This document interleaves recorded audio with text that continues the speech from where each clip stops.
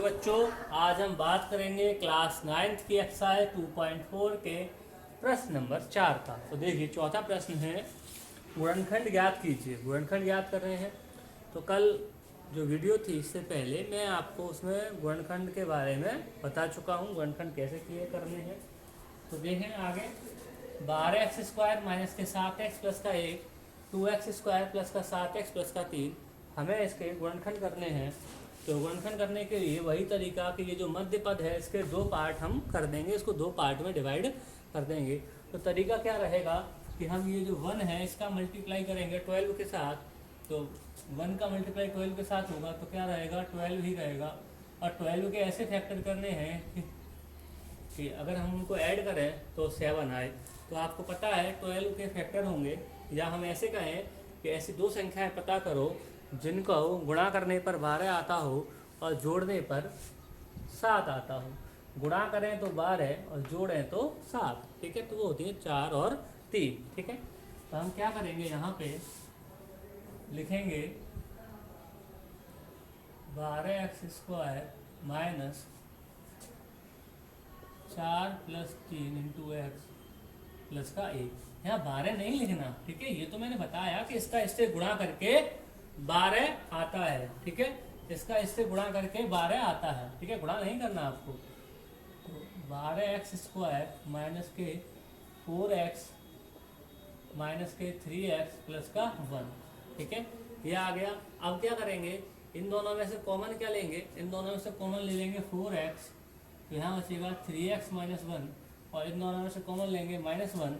तो यहाँ बचेगा 3x माइनस 1, 3x माइनस 1 और 4x माइनस 1। तो ये रहे इसके फैक्टर, ठीक है। ये रहे इसके फैक्टर।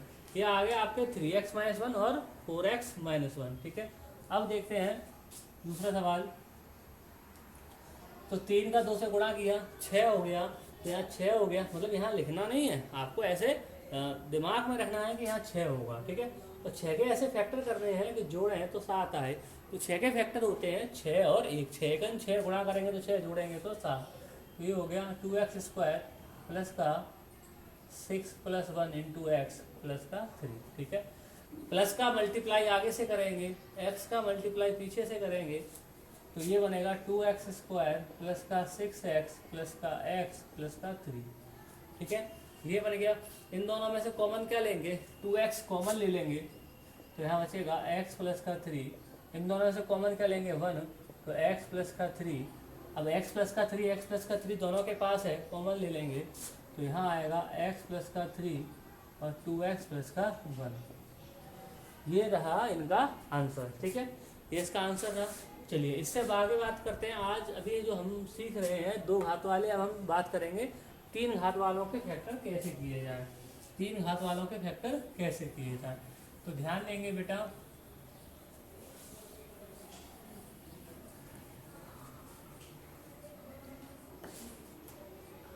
प्रश्न नंबर 5 हम करेंगे आज।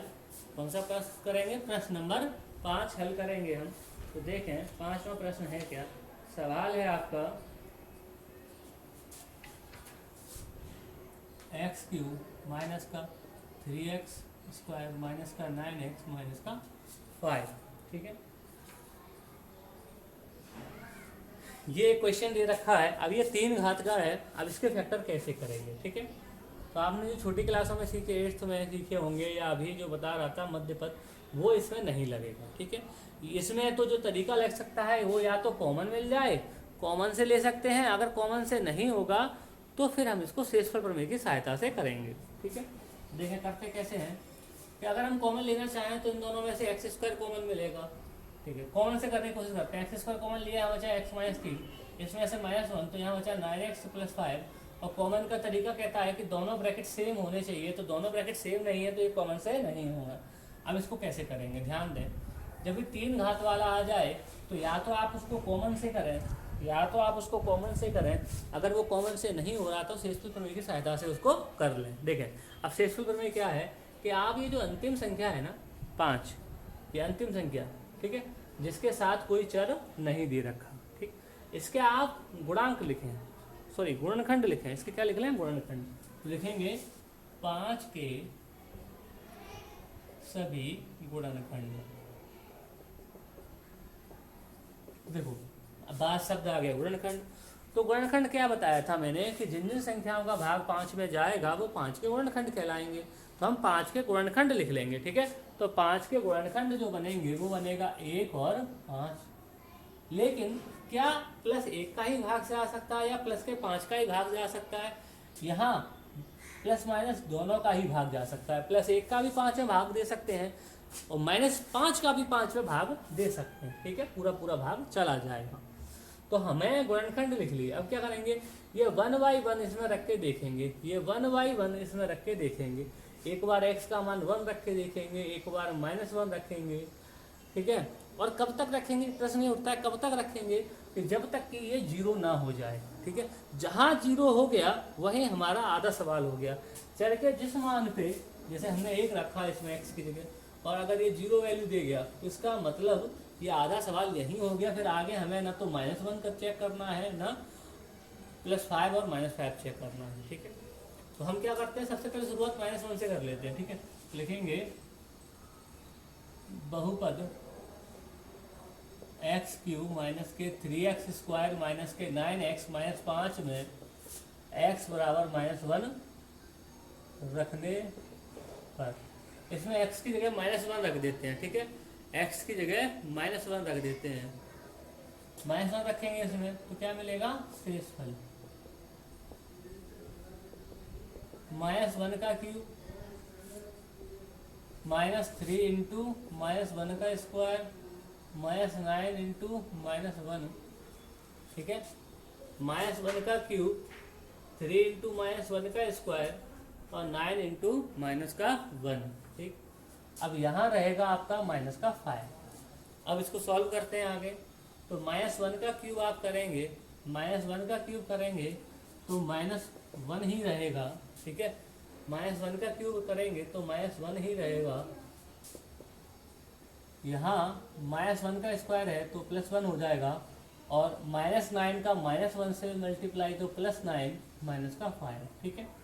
अब और सॉल्व करते हैं तो ये -1, ये -3, अच्छा 9 में से 5 घटा तो कितने बचेंगे, 4। ये -1 और -3 -4 +4 कितना आ गया, 0 आ गया। तो हमें आवश्यकता थी 0 की, कि अगर चर का वो मान जिसको इसमें रखने पर ये 0 हो जाए। तो देखो पहले भी हम पढ़ चुके हैं कि अगर चर के किसी मान पर ये 0 हो जाए तो वो उसका क्या होता है, गुणनखंड होता है। क्या होता है बेटा, गुणनखंड होता है। तो देखें ये -1 पे ही तो 0 हुआ, -1 पे।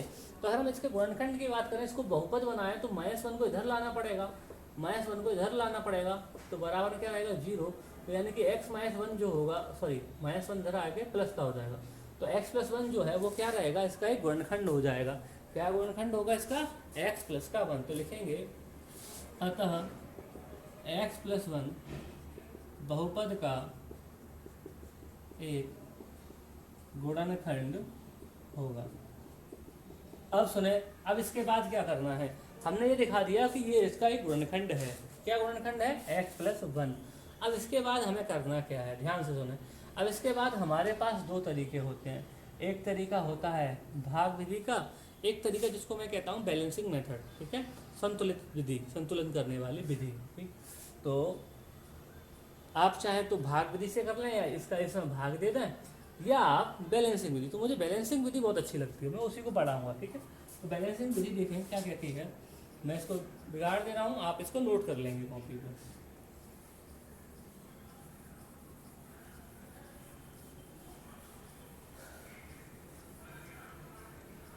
देखें अब इसके बाद क्या लिखना है, हमें पता चल गया कि x + 1 इसका एक गुणनखंड है, ठीक है। तो हमें ये 3 घात का है तो x + 1 को लिख लेंगे 3 बार, x + 1, x + 1 और x + 1। अगर समझ लिया तो बहुत ही अच्छी और मज़ेदार विधि है, आपको कोई परेशानी नहीं होगी। भाग विधि से बहुत ही छोटी विधि है। तो देखें करते क्या है, हम यहाँ चरों का या संख्याओं का ऐसा गुणा करते हैं कि इसको बस बाद में जब सॉल्व करें तो हमें यही बहुपद मिल जाए, ठीक है। तो हम पता कैसे करेंगे, किसका गुणा करेंगे, तो हम ये पता करेंगे इसके पदों को देखकर। इसका आप पहला पद देखिए, पहला पद क्या है, x³। तो ये x³ कब आ सकता है, देखिए यहाँ x है, ये x³ कब हो सकता है, जब इसमें x² का गुणा हो। तो हम जब इसमें x² का गुणा करेंगे, ठीक है, तो एक्स स्क्वायर गुणा करेंगे तो जो एक्स क्यू हो गया, साहब पहला पद मिल गया, लेकिन साथ में इसका 1 के साथ भी तो मल्टीप्लाई होगा। तो देखो ये हमें गुणा करने पर, मैं गुणा लिख लेता हूँ, तो हमें मिलेगा एक्स क्यू प्लस का एक्स स्क्वायर, ठीक है। इन दोनों का गुणा करने पर ये हमें मिल जाएगा, ठीक। अब क्या करेंगे, अब हमें एक्स स्क्वायर को पद को देखना है। एक्स स्क्वायर कितने चाहिए, -3 एक्स स्क्वायर, -3 चाहिए, -3, लेकिन हमारे पास क्योंकि हमने गुणा किया ये प्लस का एक्स स्क्वायर पहले से आ गया, तो इसका और इंतजाम करना है। हम केवल चाहते तो इसमें -3x का मल्टीप्लाई कर देते, तो -3x स्क्वायर मिल जाता, लेकिन क्योंकि ये पहले से एक्स स्क्वायर आ गया है प्लस का, तो हमें अब -3 से काम नहीं चलेगा, क्योंकि ये भी हटाना है। तो अब हमें आवश्यकता पड़ेगी -4x स्क्वायर की, तब इसमें से घट के -3 बचेगा। तो हम यहाँ जो मल्टीप्लाई करेंगे वो -4x का मल्टीप्लाई करेंगे। तो -4x का मल्टीप्लाई करेंगे तो देखा ये हो गया -4x स्क्वायर, और इन दोनों को सॉल्व करके क्या आएगा, -3x स्क्वायर। देखा दूसरा पद मिल गया। -4x का इससे गुणा करेंगे तो -4x मिलेगा, लेकिन हमें 4x कितने, सॉरी x चाहिए कितने, x चाहिए -9, तो -4 पहले से है, अब कितने की और जरूरत है, -5 की। तो हम क्या करेंगे, -5 का गुणा इसमें कर देंगे। तो आपने देखा कि पहले एक्स स्क्वायर का गुणा हुआ, फिर एक्स का, फिर बिना एक्स का, ऐसे ही सब में होगा, ठीक है। अब आप क्या करेंगे, x + 1 x + 1 x + 1 सब में से कॉमन ले लेंगे। दूसरे ब्रैकेट में क्या बचेगा, x² - 4x - 5, ठीक है। ये बचता है आपके पास। अब क्या करेंगे, 5 × 5 ऐसे फैक्टर करने घटा के 4 आए, 5 × 5 ऐसे फैक्टर करने घटा के 4 आए, तो क्या फैक्टर होंगे, 5 × 5 घटा के 4 आए, 5 और 1 ही तो होंगे, 5 और 1 ही तो होंगे। ये वही द्विघात बन गया मध्य पद वाला। तो x + 1 ये बनेगा x² - 5 - का 1 × x - का 5।